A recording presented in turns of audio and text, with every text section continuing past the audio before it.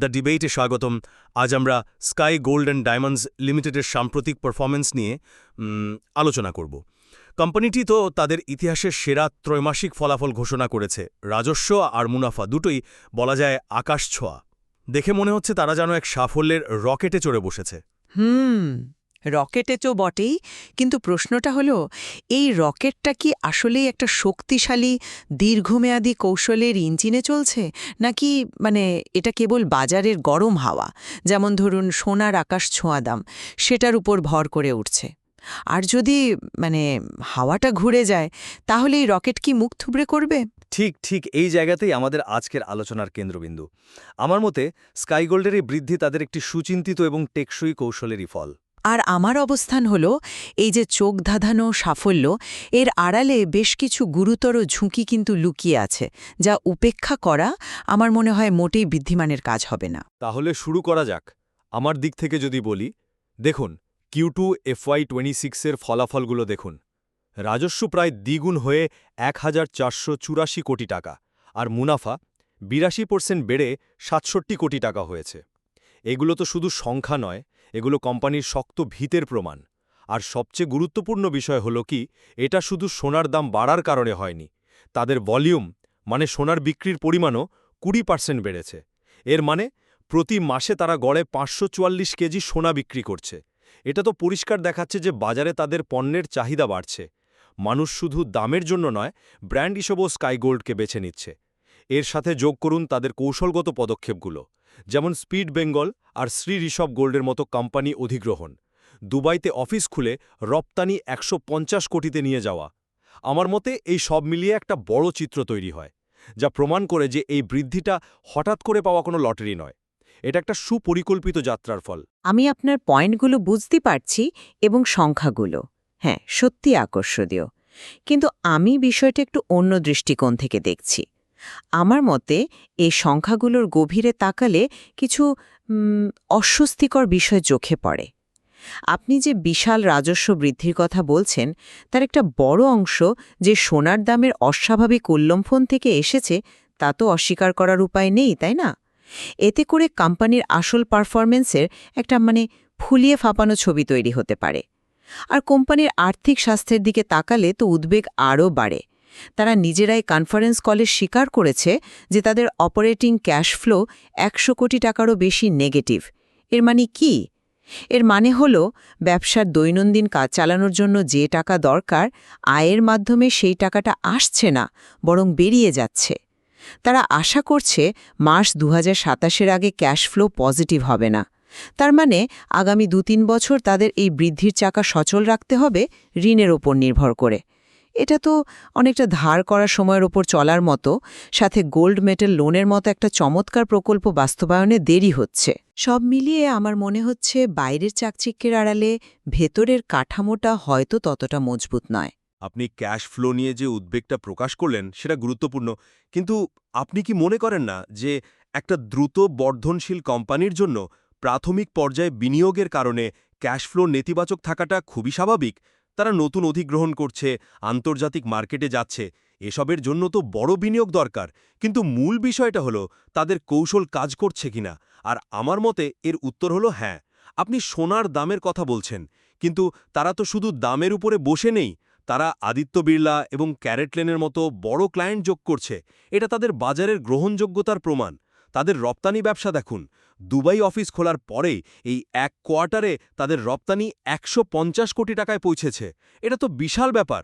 তারা আশা করছে 2027 সালের মধ্যে মোট বিক্রির 15-20% আসবে রপ্তানি থেকে। এটা ব্যবসাকে একটা নতুন মাত্রা দিচ্ছে। কিন্তু এই সবগুলো কৌশলই তো সোনার দামের সাথে আষ্টেপৃষ্টে বাধা। ব্যবস্থাপনা পরিচালক নিজেই তো বলেছেন যে তাদের রাজস্বের পূর্বাভাস সোনার দামের একটা রক্ষণশীল অনুমানের উপর ভিত্তি করে তৈরি, প্রতি 10 গ্রামে 90-95 হাজার টাকা। এখন দাম চলছে প্রায় 1,10,000। এই অতিরিক্ত দামটাই তো তাদের রাজস্বকে কৃত্রিমভাবে ফুলিয়ে দিয়েছে। এখন ভাবুন, যদি কোনো কারণে সোনার দাম কমে 90,000-এ নেমে আসে, তাহলে তাদের পুরো ব্যবসার হিসাব নিকাশই তো উলটপালট হয়ে যাবে। একজন বিশ্লেষক যখন এই ঝুঁকি নিয়ে প্রশ্ন করেছিলেন, তখন ম্যানেজমেন্টের উত্তর ছিল, দাম কমলে আমরা গ্রাহকদের সাথে কোটেশন পরিবর্তন করব। এটা তো একটা প্রতিক্রিয়ামূলক ব্যবস্থা। বাজারের ধাক্কা সামলানোর জন্য দীর্ঘমেয়াদী কোনো ঝুঁকি ব্যবস্থাপনার কৌশল তো এটা নয়। তারা যেন ধরেই নিয়েছে যে দাম বাড়তেই থাকবে, কিন্তু যদি না বাড়ে তার জন্য স্পষ্ট পরিকল্পনাটা কোথায়?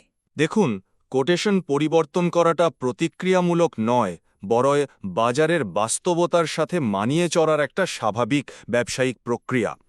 কোনো জুয়েলারি কোম্পানি তো আগে থেকে ঠিক করে রাখতে পারে না যে সোনার দাম কোথায় যাবে, কিন্তু তারা যেটা করতে পারে তা হল নিজেদের ব্যবসার ভিত্তি মজবুত করা, আর সেটাই তারা করছে অধিগ্রহণ আর সম্প্রসারণের মাধ্যমে। চলুন এই বিষয়টা নিয়ে একটু কথা বলি। স্পিড বেঙ্গল অধিগ্রহণটা দেখুন, এটা একটা সাধারণ অধিগ্রহণ নয়। তারা এটাকে 100% অ্যাডভান্সড গোল্ড মডেলে চালাবে। এর মানে হলো গ্রাহকদের কাছ থেকে অর্ডার এবং অগ্রিম টাকা পাওয়ার পরেই তারা সোনা কিনবে। ফলে নিজেদের টাকার ব্যবসায় আটকে থাকবে না, আর ওয়ার্কিং ক্যাপিটাল সাইকেল অনেক উন্নত হবে। এটা একটা দারুণ স্মার্ট মুভ। আমি অ্যাডভান্সড গোল্ড মডেলের সুবিধাটা বুঝতে পারছি।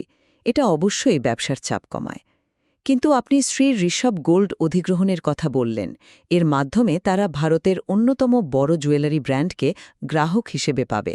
ঠিক আছে, কিন্তু তাদের নিজেদের তথ্য অনুযায়ী শ্রী ঋষভ গোল্ডের ইবিডা মার্জিন অ্যাডভান্সড গোল্ড ব্যবসার জন্য বেশ কম। তাহলে এই অধিগ্রহণের মাধ্যমে পরিচালন দক্ষতা বাড়ানোর যে দাবি, তা কতটা যুক্তিযুক্ত? আপনি একটা কম লাভজনক ব্যবসা কিনে নিচ্ছেন শুধুমাত্র বাজার বড় করার জন্য। এটা কি দীর্ঘমেয়াদে কোম্পানির সামগ্রিক মুনাফাকে ক্ষতিগ্রস্ত করবে না? এটা একটা ভালো প্রশ্ন, কিন্তু আপনাকে দেখতে হবে এর কৌশলগত গুরুত্ব। শ্রী ঋষভ গোল্ডের মাধ্যমে তারা যে বিশাল বাজারে প্রবেশাধিকার পাচ্ছে, তা ভবিষ্যতে আরও বেশি লাভজনক ব্যবসার সুযোগ তৈরি করবে। এটা একটা প্রাথমিক বিনিয়োগের মতো। আর আন্তর্জাতিক সম্প্রসারণের কথা যদি বলেন, দুবাই অফিস তাদের জন্য শুধু মধ্যপ্রাচ্য নয়, মালয়েশিয়া এবং সিঙ্গাপুরের মতো নতুন বাজারে দরজাও খুলে দিয়েছে। হ্যাঁ, অফিসটা চালু হতে হয়তো প্রত্যাশার চেয়ে মাস দুয়েক বেশি সময় লেগেছে, কিন্তু আন্তর্জাতিক ব্যবসায় এ ধরনের ছোটোখাটো বিলম্ব ঘটতেই পারে। বড় ছবিটা হলো তারা এখন একটা গ্লোবাল প্লেয়ার হওয়ার পথে হাঁটছে।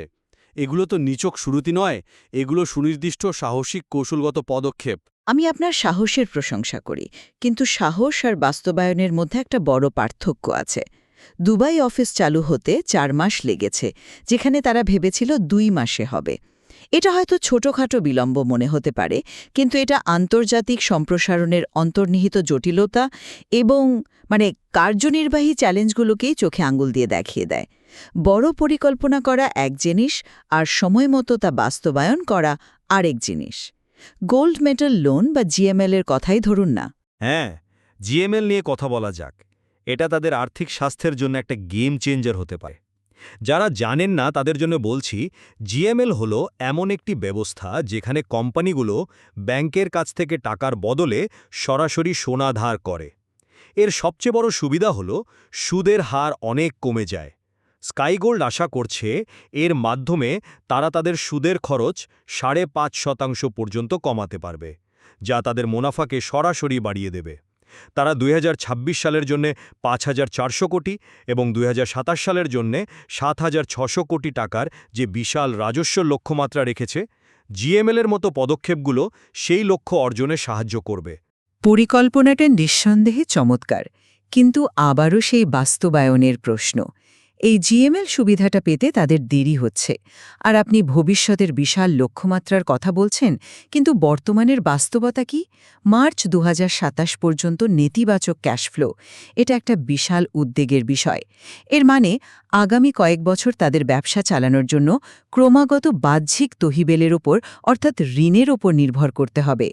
আপনি বলছেন তারা 2028 সালের মধ্যে নতুন উৎপাদন কেন্দ্র বানানোর জন্য 150 কোটি টাকা অভ্যন্তরীণ আয় থেকে জোগাড় করবে, কিন্তু বর্তমানে তো তাদের ব্যবসা চালানোর জন্যই ঋণ নিতে হচ্ছে।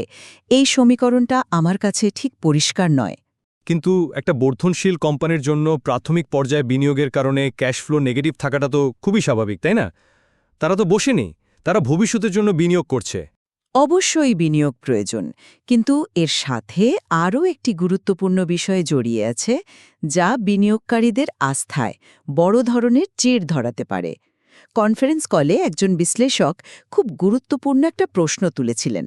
তিনি উল্লেখ করেন যে সম্প্রতি কোম্পানির প্রমোটার্সরা খুব সর্বনাশা এবং আগ্রাসী উপায়ে বাজারে শেয়ার বিক্রি করেছেন, যার ফলে শেয়ারের দাম খুব খারাপভাবে প্রভাবিত হয়েছিল। যদিও ম্যানেজমেন্ট আশ্বস্ত করেছে যে ভবিষ্যতে এমন কোনো পরিকল্পনা তাদের নেই, কিন্তু এই ধরনের ঘটনা একবার ঘটলে বিনিয়োগকারীদের মনে একটা সন্দেহের বীজ বপন হয়ে যায়। ম্যানেজমেন্টের কথা আর কাজের মধ্যে যদি ফারাক থাকে, তাহলে ভবিষ্যতের সুন্দর পরিকল্পনাগুলোকেও ফাঁপা মনে হতে পারে। ভবিষ্যতের প্রতিশ্রুতির চেয়ে বর্তমানের স্বচ্ছতা এবং নির্ভরযোগ্যতা অনেক বেশি গুরুত্বপূর্ণ। আমি প্রমোটারদের শেয়ার বিক্রির বিষয়টা স্বীকার করছি এবং এটা অবশ্যই একটা উদ্বেগের কারণ ছিল। তবে ম্যানেজমেন্ট যেহেতু বিষয়টা নিয়ে কথা বলেছে এবং ভবিষ্যতে এমন হবে না বলে জানিয়েছে, আমার মনে হয় তাদের একটা সুযোগ দেওয়া উচিত। আমাদের মূল্যায়নের ভিত্তি হওয়া উচিত তাদের ব্যবসায়িক পারফরম্যান্স, আর সেই নিরিখে স্কাই গোল্ডের সাম্প্রতিক পারফরম্যান্স একটি শক্তিশালী, অভিযোজিত এবং দূরদর্শী কৌশলেরই প্রতিফলন। তারা বাজারের প্রবণতা বুঝছে, কৌশলগতভাবে অধিগ্রহণ ও সম্প্রসারণের মাধ্যমে নিজেদের বড় করছে এবং লাভজনকতার দিকে মনোযোগ দিচ্ছে। আমার মতে এই সবগুলোই একটা টেকসই ভবিষ্যতের দিকে ইঙ্গিত করে। আর আমার মতে তাদের এই বৃদ্ধি অনেকটাই সোনার উচ্চ মূল্যের মতো, বাহ্যিক কারণ এবং ঋণের উপর নির্ভরশীল। নেতিবাচক ক্যাশ ফ্লো, বিভিন্ন প্রকল্পে অপ্রত্যাশিত বিলম্ব এবং প্রমোটারদের পূর্ববর্তী কার্যাবলীর মতো অন্তর্নিহিত ঝুঁকিগুলোকে কোনোভাবেই উপেক্ষা করা যায় না। কোম্পানির ভবিষ্যৎ সাফল্য নির্ভর করবে এই ঝুঁকিগুলো তারা কতটা দক্ষতার সঙ্গে মোকাবেলা করতে পারে তার উপর, শুধুমাত্র কিছু আশাবাদী পূর্বাভাসের উপর নয়। বাইরের দিকটা যতই উজ্জ্বল হোক না কেন, ভেতরের ভিত্তি যদি নড়বড়ে হয়, তাহলে সামান্য ঝড়ে সবকিছু ভেঙে পড়তে পারে।